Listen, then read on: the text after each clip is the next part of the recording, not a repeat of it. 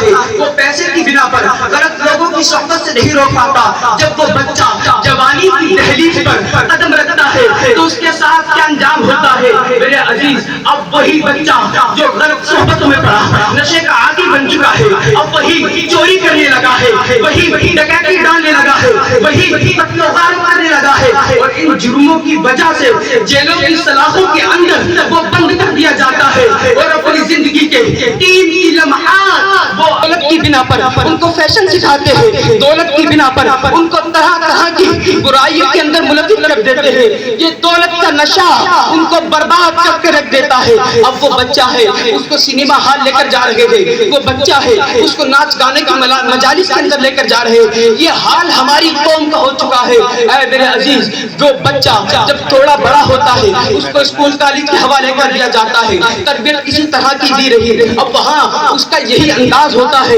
وہ بچہ فضول خرچی کرتا ہوا نظر آتا ہے، وہ بچہ فیشن کے پیچھے بھاگتا ہوا نظر آتا ہے، وہ بچہ اپنے آپ کو برباد کرتا ہوا نظر آتا ہے، غلط صحبت میں پڑنے کی بنا پر اب وہ اپنی صحت، اپنے ایمان سب کو برباد کر کے رکھ دیتا ہے، اور بالآخر جب وہ فارغ ہوتا ہے تو اس کا انداز کیا ہوتا ہے؟ یا کہ نوکری لگ جاتی ہے یا نہیں لگتی، اگر نوکری لگ بھی جائے تو سامنے والے کی ویلو کم کر دیتا ہے، حتیٰ کہ اپنے والدین کے ادب کا خیال تک نہیں رکھتا، ادب کہاں سے کرے؟ اس کو سکھایا جاتا تب نہ، یہ تو سکھایا ہی نہیں گیا، اور اگر اس کی نوکری نہیں لگتی اب وہ در بدر کی ٹھوکریں کھا رہا ہے، کہیں خود کر رہا ہے، یا پھر ذلت کی نوکری پر کہیں پڑا ہوا ہے۔ اے میرے عزیز، یہ ہماری قوم کا حال ہے، اور ہم تو وہ تھے کہ ہماری پڑھائی کے اعتبار سے مثالیں دیا جایا کرتی تھی، وہ لوگ جو آج تعلیم کے ٹھیکیدار بنے بیٹھے ہیں، جنہوں نے آج بڑی بڑی یونیورسٹیاں قائم کرنے کے بعد اپنے آپ کو تعلیم یافتہ بتاتے ہیں، کل تک ان کے آبا و اجداد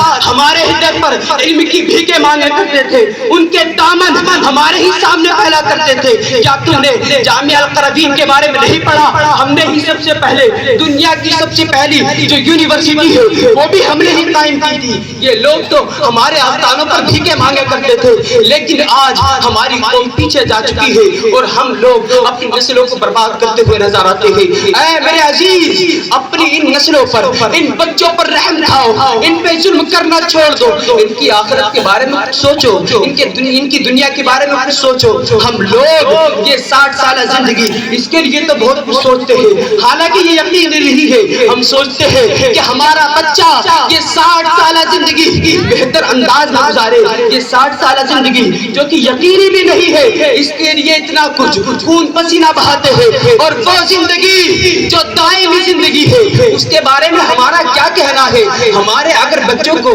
کسی طرح کی کوئی تکلیف ہو جائے، ان کو کوئی چوٹ لگ جائے، ہمارا دل دہل جاتا ہے۔ اب اگر کوئی کسی کا بچہ اگر دھوپ میں تپ جائے تو اس کا دل دہل جاتا ہے، پھر تمہارا آخرت کے بارے میں کیا کہنا ہے؟ کیا وہاں کی سزا کو دیکھ کر تمہارا دل تڑپتا نہیں؟ وہاں کی سزا کو دیکھ کر تمہارا دل دہلتا نہیں؟ اے میرے عزیز، اپنی نسلوں کو بچانے کی ضرورت ہے۔ اس دور میں تمہارے بچوں کے ایمانوں پر ڈاکہ ڈالا جا رہا ہے اور تم لوگ غفلت کے ساتھ سوئے ہوئے ہو۔ اے میرے عزیز، اس پر غور کرنے کی ضرورت ہے، اس پر غور کرنے کی ضرورت ہے، اور اپنے بچوں کے اندر اسلامی تعلیمات، ان کو اسلامی تعلیمات سکھانا یہ ضروری ہے، اسلام سے واقفیت ان کو کرانا ضروری ہے، ورنہ یہ ہوگا کہ ہمارے بچوں کے ایمان تک چلے جائیں گے اور ان کو بھنک تک نہیں لگے گی۔ بھنک کہاں سے لگے؟ ان کو کفر اور ایمان کے اندر تمیز کرنا آتا ہی نہیں، ان کو کیا پتا کہ کس طرح بچہ جو ہے وہ یا کوئی بھی شخص کس طرح کے الفاظ بول دے تو اس کا ایمان چلا جاتا ہے۔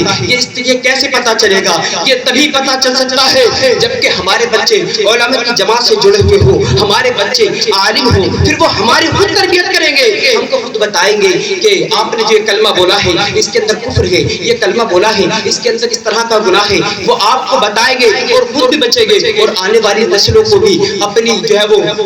کفر سے بچاتے ہوئے نظر آئیں گے اور نیکیوں کی طرف ان کو رغبت دلاتے ہوئے نظر آئیں گے۔ تو آپ سے گزارش ہے کہ آپ تمام ہی اسلامی بھائی اپنی بچوں کی تعلیم پر خصوص فوکس کریں، ان کو اسلامی تعلیم دیں، ان کو جو ہے دین اسلام سے واقفیت ان کو کرائیں۔ آپ سے یہ گزارش تھی اور اللہ تعالیٰ سے دعا ہے کہ اللہ اس میں جو بولنے میں غلطی ہو اس کو معاف فرمائے اور آپ کو سننے میں جو غلطی ہو اس کو معاف فرمائے۔ وما علینا